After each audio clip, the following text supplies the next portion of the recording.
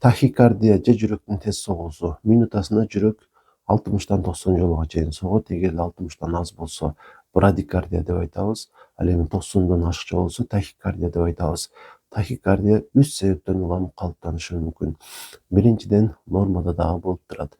Мисалы, сиз катуу стресс болгон болсоңуз, дененин табы бир аз көтөрүлгөн болсо, кофеинди камтыган суусундуктарды, жөнөкөй эле чай, кофени алып көп ичсеңиз, андан сырткары айрыкча энергетиктерди көп ичсеңиз дагы жүрөк тез согуп баштайт.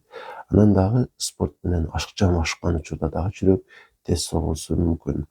Жана бул таасирлерди жойгонубуздан кийин, мисалы азыраак машыгып калсак спорт менен же энергетиктерди ичпей калсак дагы жүрөктүн тез согуусу калыбына келиши мүмкүн. Андыктан зыяндуу таасирлерди биринчи кезекте жоюш керек.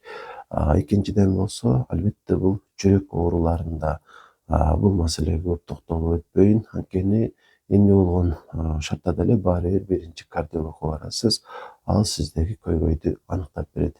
Эгерде чындыгында жүрөккө байланыштуу маселе болсо, анда дарысын деле сизге айтып берет. Ал эми үчүнчү учур бар. Үчүнчү учур болсо, бул организмдеги оорулар албетте, бирок жүрөккө байланыштуу эмес.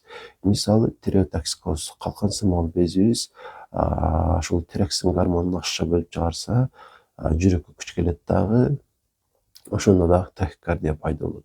Болгондо дагы 100дөн жогору болуп чыгат.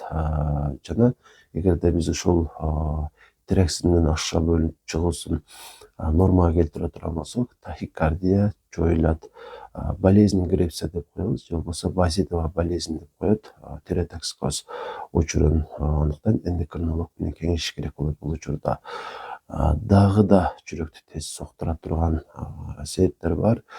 Мисалы, железодефицитный анемия деп коет. Ушул темир жетишсиздик анемиясында дагы жүрөк тез согуп калышы мүмкүн.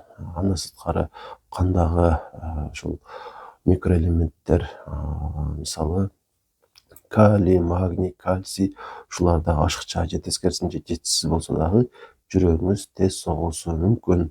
Андыктан ушул себеби аныкталбаса, ушуларды дагы текшерип чыгыш керек болот. Бул маселеде дагы да көбүрөөк маалымат алгыңыз келсе, анда комментарийге тахикардия деп жазып коюңуз.